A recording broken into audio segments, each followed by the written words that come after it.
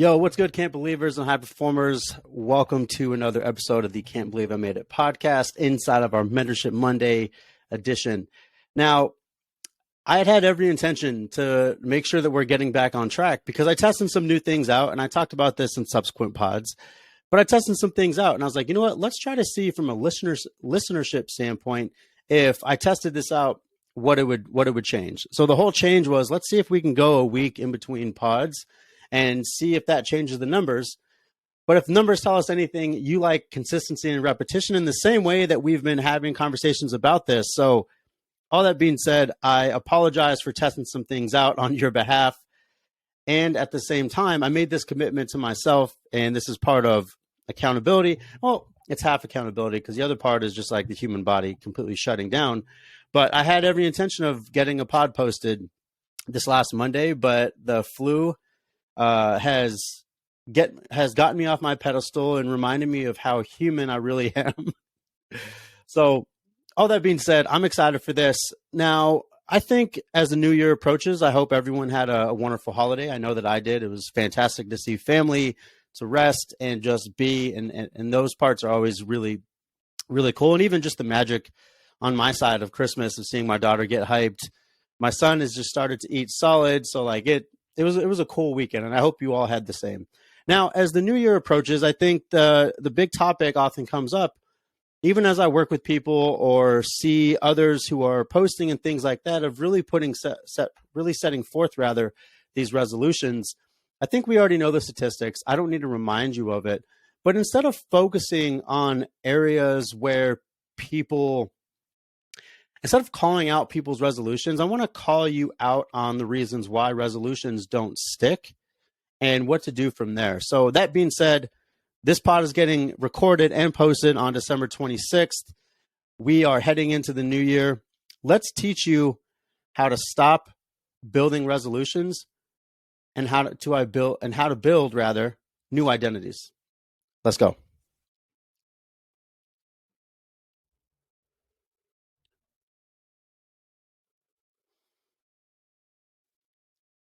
All right, cool. So like I said, I'm not going to throw statistics at you, but what I do think is interesting after diving through studies and doing my own research of what is oftentimes validating what I'm seeing as I work with people, other high performers or high level people that come up and are like, hey, I really want to make sure that setting into this new phase in my life. And oftentimes people come in, they're either starting a business or they've got this really cool promotion opportunity, or they're really just in a place where they're like, you know what, like I know that my habits and my rituals, my health, my morning routines, my nighttime routines, I know these are the things that are killing my performance.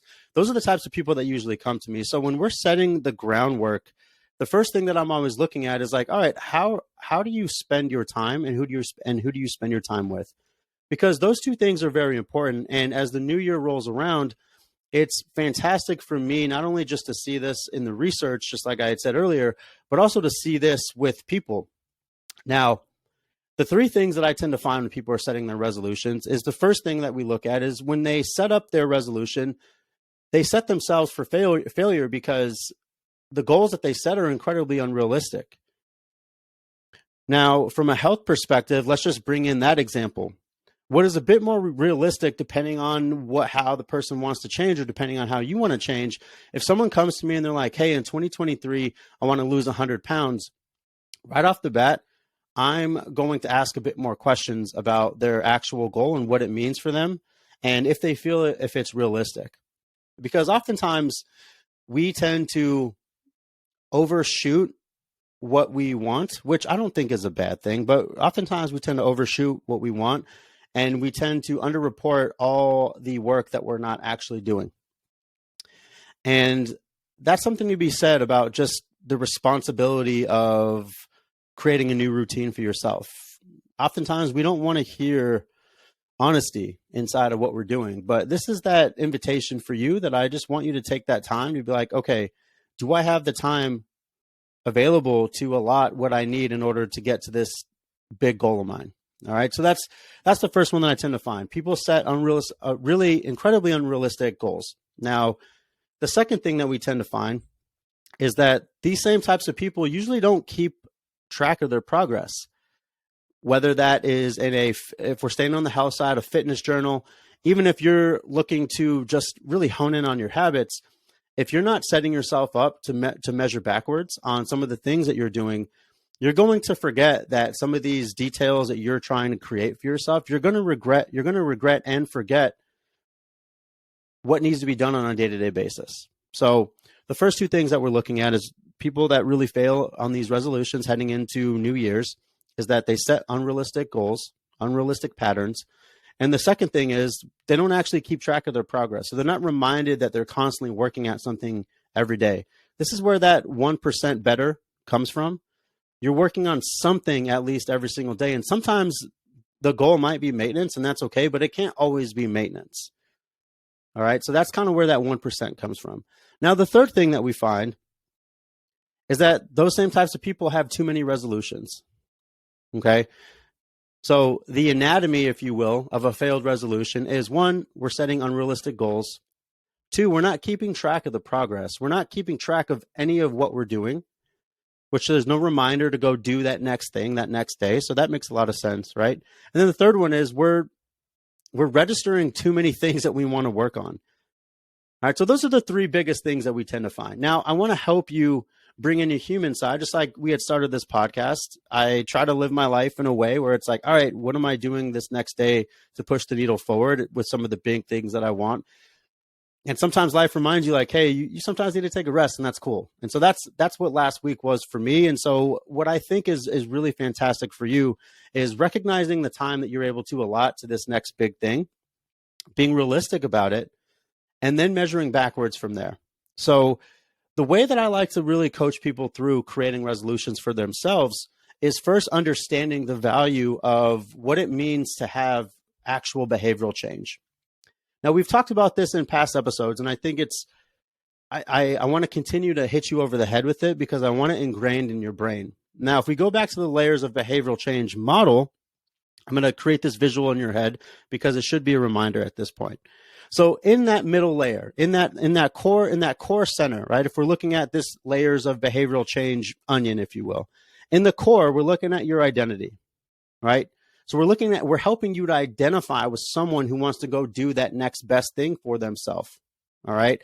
So the identity piece is the person that you are. Now, the outer layer, that second layer, is your performance. These are the actions that you take. All right. We're running you through the layers of behavioral change model because I want you to start thinking about, as you're creating these resolutions, go a little bit deeper. How do you want to identify who is the person that you are inside of this resolution? If you really want to take your health seriously, if you want to develop a morning routine, if you want to develop a business, it's all the same thing. We need to understand the characteristics of someone who is able to have really good time management, someone who is able to understand their why enough that even during days where you're not feeling it, you're still getting up and you're going because you have these things that you're either working for or working toward. And these are the things that drive you. All right. So the first layer is your identity. The second layer is your performance. Now, the third layer is going to be your appearance. This is the way that the world perceives you. All right. So as I painted that picture for you inside of this, layers of behavioral change onion, if you will, the inner core is going to be your identity. This is the person that you are. The outer core is going to be your performance, the actions that you take. And that third layer is going to be your appearance. This is the way that the world perceives you. Now let's take that model into that next thing that you want to do for yourself. And I'm going to come up with 3 examples of what it might look like and where you might mess up in the beginning. Right? So where you might mess up in the beginning, if you're someone heading into this new year where you're like, you know what? Everyone keeps talking, like all these high level individuals keep talking about morning routines and what people should be doing. As I create my resolution in 2023, I'm going to make sure that I get up at 5 a.m. each morning. I'm going to work out. I'm going to journal. I'm going to eat my breakfast. I'm going to hydrate enough. And then I'm going to be ready for work at, 8 or 9, whatever that time is. You see, you made a really core mistake right there because it goes back to those things that help people to really fail on these resolutions, which is you have 5 things that you're working on. It's probably unrealistic to start. This is why people go 7-9 days and then they already forget in most cases about the thing that they're trying to do. All right. So one, we set up unrealistic goals. Two, we didn't set up any sort of way that we're tracking this progress. All right. And that third thing is we set too many things forward. Now you might be thinking to yourself, like, I feel like I can get at least some of those done. Let's get away from some and let's get behind one. I know it seems really simple, but this is how I help people to create new identities with how they spend their time, who they spend their time with, and also how they think and how they feel. Okay. So now let's reverse engineer back a little bit. We'll kind of take you through a sample, mentorship session, if you will, here. So if you're someone who's trying to create a morning routine, I like to do it in step work. Okay. So let's help you to identify with one thing about a morning routine and what you need to do. So if we run it through the layers of behavioral change model, let's say as we break up, the bigger goal is going to be creating a morning routine. It's not specific. It's not time bound. We already know our SMART system, right? So chances are you're probably not going to get there.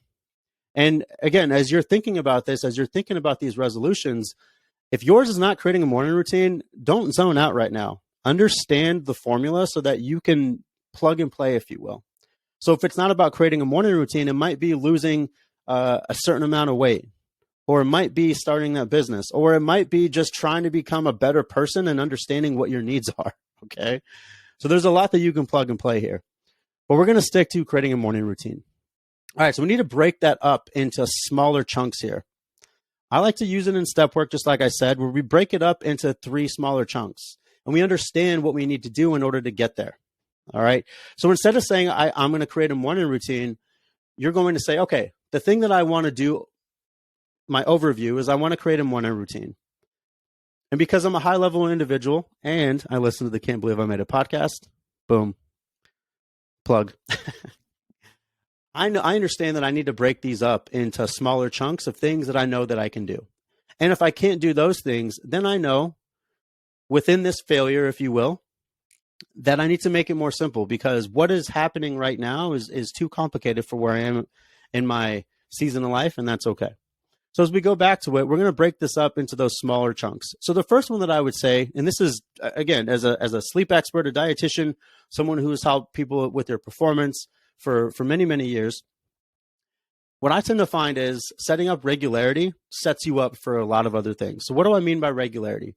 In the simplest of terms, you're able to create a routine where you can go to bed at the same time and wake up at the same time. Because when you're able to do that, when you're able to improve on your regularity, a lot of really fantastic things start happening on the sleep front. All right. So that's the first thing. We're going to try to consistently go to bed and wake up at the same time. Now, how are we going to measure this? We can do this through a sleep journal. You already know some of my favorite sleep applications. Sleep Cycle is one that I continue to go back to because it's really, really easy and simple to use. All right. So we know something right there that is measurable. And as we jot down our sleep journal, as we get to a point where that becomes more consistent, this is where we can go into this next phase. And for me, if I'm breaking it up into 3 smaller sections, if you will, of creating a solid morning routine where you're getting a lot of the things that you need in the first more or less 30 to 45 minutes when you wake up. The other thing that I would say is, hydrating first thing in the morning. And this is where, like, if you're able to consistently go to bed at the same time and wake up at the same time, this is when your body starts to regulate a little bit. This is when you can start actually waking up without your alarm. And what you might do is you might cue your environment by placing your water right next to your phone, right? Or placing your water first thing when you wake up and you walk out in the kitchen, like it's right there. It's already full. It's ready for you to consume. Okay. Now, the third thing that I would look at here is getting sunlight and some type of movement in that first hour. Okay. Not everything needs to be done in the same week, but you can see where I'm going here. We need to break this up into smaller chunks, because if we go back into the layers of our behavioral change, we're trying to identify with someone who really values their mornings. The actions that we're taking is setting up better regularity by using a sleep app, right? not CPAP, sleep app, okay? Hydrating first thing in the morning, and then getting sunlight, right? Those are the actions that we're taking. And that third layer or layers of behavioral change are the appearances piece. People see that I'm much more energetic and they make comments on it, and that feels really great. People have seen me at the gym, or people have seen me walking, right? And that's our appearance, right? And that's in a lot of ways, like it does feel good for people to notice some of the things that you're doing. You're a human being in that way. I think that's incredibly normal. All right. So when we take this layers of behavioral change, when we take this example of creating a new morning routine, what I'm trying to help you to do is I'm trying to help you to identify with that person that you need to become. Because right now, if you're someone who wants to get better in a lot of different areas, try to pinpoint one. Try to pinpoint one really value-based area to start working on. Because if you can do that and you can sit back and you can start to question yourself, like, okay, if I have this lofty goal where I need to identify with the person that I need to become in order to be this thing, what does that person do? Who do they hang out with? How do they spend their time? What are their mornings like? Do they have guidance? Do they have mentorship in what they're doing? This is where you get to actually start asking a lot of questions about some of your areas of opportunity. Because friends, if you can do this part, you're not gonna see results right away. I can tell you that right now. However, if you do create a journaling practice, if you do create a system of checking back and looking at certain days, again, going back to this morning routine example, if you're keeping that sleep log and you're just jotting down like, wow, I didn't get to bed because it was the holiday, I had a couple drinks and I did not get to bed at 10 like I'm really working toward. Okay, cool. That is a note. Awesome. Let's see what happens if I don't consume alcohol before bed, right? Or let's see what happens if I'm just not getting lost in, on my phone or with the television. What if I start shutting off my screens an hour before bed? Like, what does my life look like? How energized do I feel in the morning compared to when I'm just getting lost in scrolling? There's a lot of information in your failures. And if you're not taking the time to fail, and you're not taking the time to actually get clear about why that failure is happening, it makes total sense to me why you're the same type of person who comes to the table every New Year's Eve and sets the same resolutions, and you're likely still in the same spot by March or April. And then by November, already thinking about, well, I'm going to lose track of what I'm doing in Thanksgiving and the holiday beyond that. Like, might as well just have fun. Those same types of people are likely going to be at that New Year's Eve resolution table each and every year because they're not actually making any changes towards what's happening currently. So in order to stay current, in order for you to identify with someone who's able to get this big lofty goal, this big resolution, this big identity of who you're trying to become, those same types of people are able to be really present in what they're doing. They can jot down and understand their failures, and they ask for help when they need it. All right. So I hope this is helpful. Happy Mentorship Monday. We're back on track here. I wish you all a very, very safe, explorative, and calm and serene New Year's Eve. Do something different this year. If you're someone who usually goes out, hangs out, has fun, whatever, take a step back. Friends, I can tell you that my New Year's days, if you will, and years changed when I started looking at how do I want to spend and celebrate the holiday rather, the day before the New Year. Do I want to go out? Do I want to be with friends? Or do I want to be still and by myself? Looking forward and being mindful of what I need from myself in this new year. There's your invitation. Do something different. What would it feel like to get up on January 1, not hungover or not sleep deprived because you decided to fuck around? Just try it out. All right. I love y'all. We'll catch you in the new year with our new episode inside of 2023. I am so happy for you all. As I'm reflecting and doing some of my sort of work heading into the new year, one of the things that I'm reflecting back on is how effing thankful I am for you all. Not only do I love having conversations with you all, but what I really love is the ongoing consistency of who you people are. And that feels good.